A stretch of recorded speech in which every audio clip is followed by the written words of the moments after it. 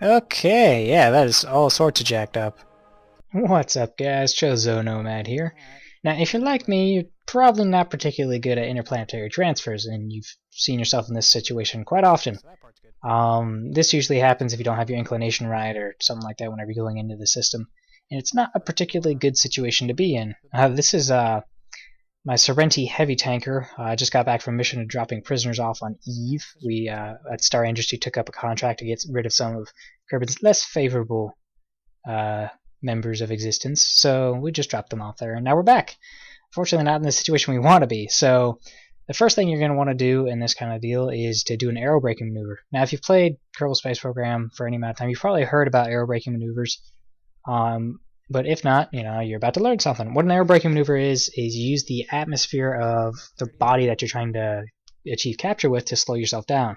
Because relative to the planet, you're moving like thousands of meters a second faster, so you need to slow yourself down. If there wasn't an atmosphere, this would be 10 times harder because you'd have to use valuable fuel to slow yourself down. But thankfully, because of the atmosphere, we don't have to do that. So depending upon the body of the planet, like its atmosphere, thickness of the atmosphere, height of the atmosphere, the altitude in which you want to do an aerobraking maneuver is vastly different. For Kerbin, coming back from Eve, I put it around 35,000 meters as a pretty good aerobraking maneuver. And if you're going to try it yourself, by all means, quick save. I did it when I was first learning how to aerobrake. It's a very valuable tool, and the way I justify quick saving this kind of a situation is simply because I've already proven I can get this ship here right now, so I'm not going to spend another 6 hours trying to get it back out there because you guys know how long these missions can take. So once you do that, and you start getting your periaps very close to the atmosphere here, you're going to want to start slowing down. Because even though I'm down to 2 engines like you saw earlier, it's still very twitchy, and you want to be very specific with that fine line at which your aerobraking is going to occur. So once you get that taken care of, be sure all of your solar panels are in and all that stuff. Otherwise, you're going to rip off going through the atmosphere. And then those flames will destroy everything. Okay, not really. It's not going to be fun when those flames actually cause damage to your ship, thermal damage and all that. That's not going to be a good day. But we can, take rest in the fact that it doesn't cause damage yet. So here I am, just burning through the atmosphere here, watching my periaps and apoapsis, and slowly coming in. I've passed the periaps, and I'm going to start heading back out in the atmosphere. And all the flames are starting to go away, so it looks less epic, sadly.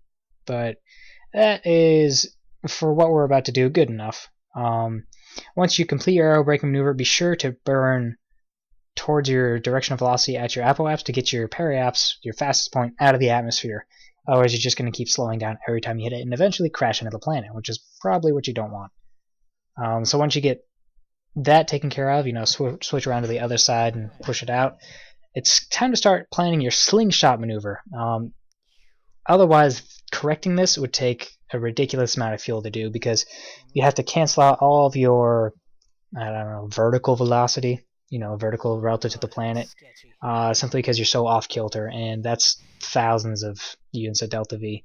So I'm going to use my good old friend the slingshot maneuver and try and fix myself, because as you can tell, I'm pretty jacked up. Now, for doing a slingshot maneuver around the moon in Kerbin, you're going to want to be about 30 degrees out from the moon, roughly 30 degrees, 40 degrees. And again, you can use that thing that many people have probably heard of. It's the transfer window calculator. You can find it on Google. Just type Google transfer window calculator Kerbal Space Program, and you'll find it.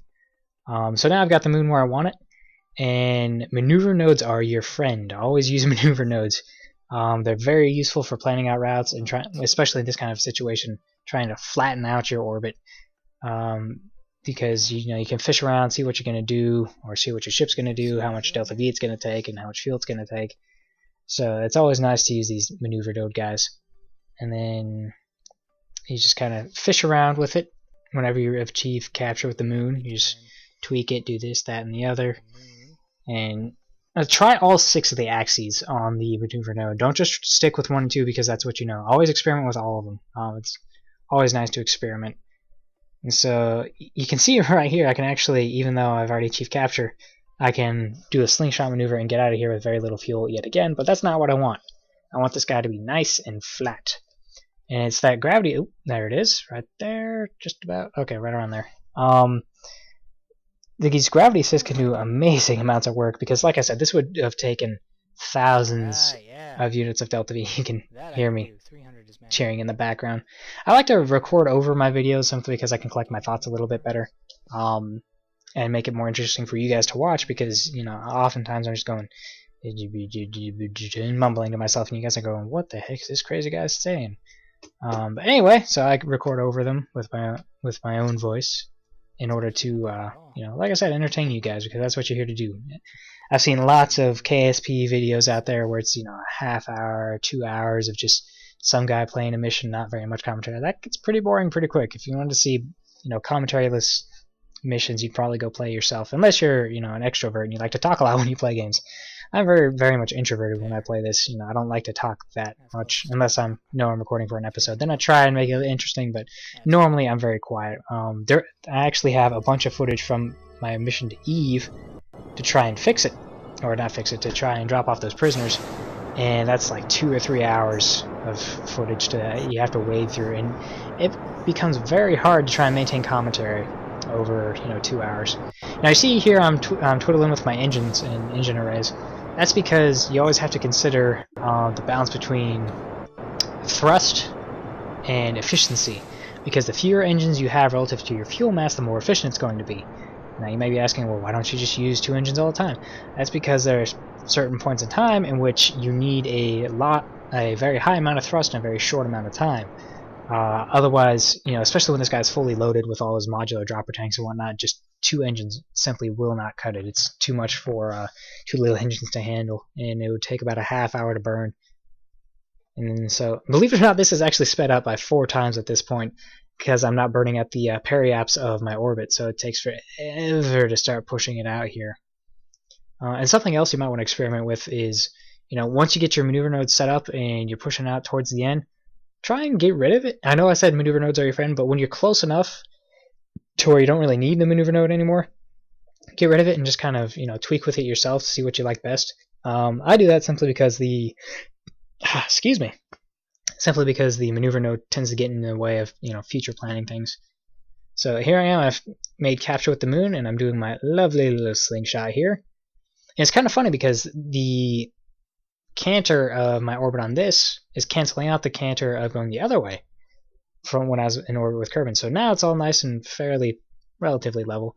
And now all it is just a matter of, you know, making the moon your target, and then burning at your ascending node and descending node. What those are is your highest and lowest points.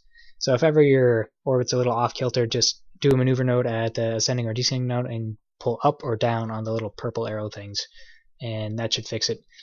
And one more little detail about, you know, trying to circularize orbits is usually about 2 retrograde burns at the periaps is just about good enough to fix your orbit to where you want it, to get those apoaps and periaps at fairly equal amounts, or fairly equal heights.